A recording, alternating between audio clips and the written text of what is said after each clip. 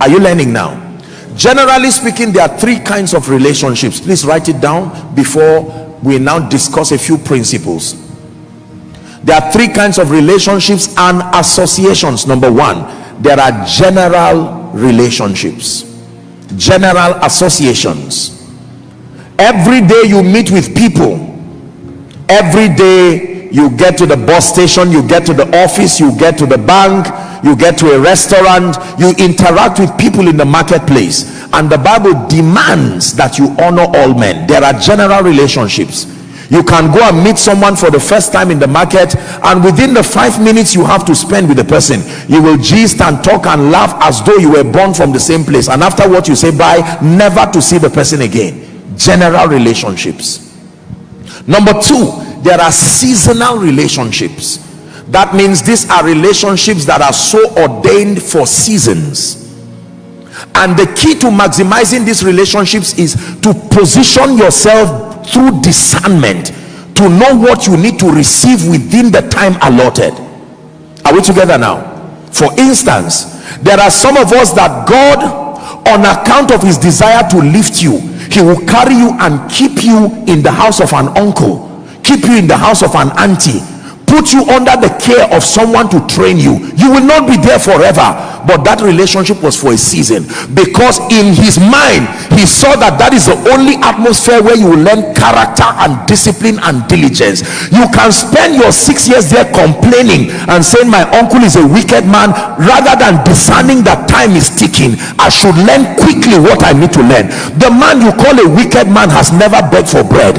The man you call a wicked man is still with his wife. The man you call a wicked man prays in the morning and prays in the night. These are the things you should be learning. God took you from wherever. Oh Moses, he kept you in Pharaoh's house to learn something that you will need later on. Seasonal relationships.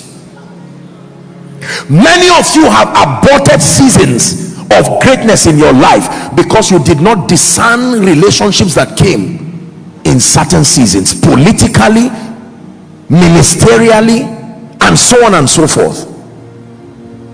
Rather than discerning to say, why did God bring this person?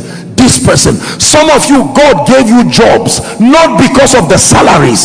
There was something and someone you needed to meet there, that after you had a 3-year time span to learn it, you spent 2 years complaining, and right now you have about 3 months left. You need grace to catch up quickly.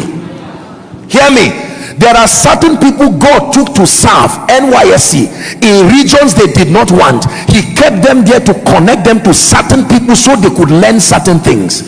Every time you are a believer and you are in an uncomfortable environment, know that God allowed you there to see something.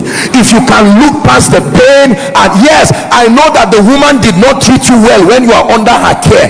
Take your eyes away from her character flaws and learn something about motherhood, because the man you are about to marry, oh Esther, you are marrying Ahasuerus. You have to be trained so God can take you and keep you in an uncomfortable environment. But rather than learning, you are there complaining and say she bought clothes for the children and did not buy clothes for me. It's a stretching to build you.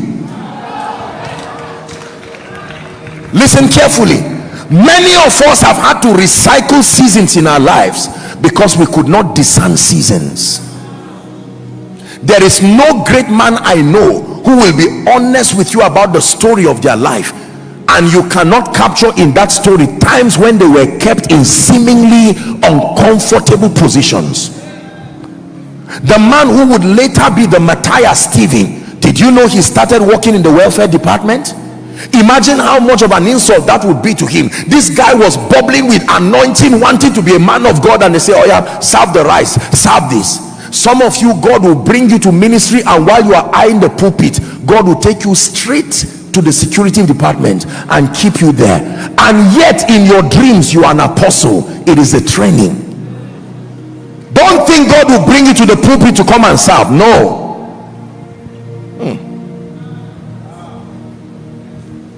So we have general relationships. Please pay attention. We're getting deeper. We have seasonal relationships. And let me tell you something with seasonal relationships. Seasonal relationships are largely the kinds of relationships that God uses to prepare us for destiny. Some of you can have a 2-week course with certain classmates, and within that 2 weeks, more than what you are learning, God brought you there and connected you to certain people, because 5 years to come you will need one of those people to be used by God to open a door for you. And when you are there, you will love only Christians and hate Muslims. You will love only Christians or love only your tribesmen and hate other people. And the Spirit of God will say, you are wasting time. You are not discerning. Everyone there has potential to be used by God to bless you. Are we learning? The third kind of relationship, very quickly, they are called destiny relationships. These are relationships that do not die because there is prophecy on them.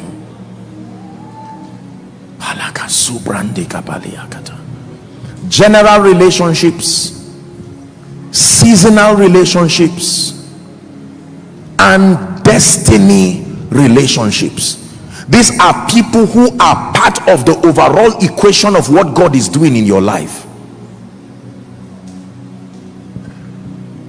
All of these relationships happen to us every day, and we must have the discernment to know who is in my destiny as sent by God beyond my current level.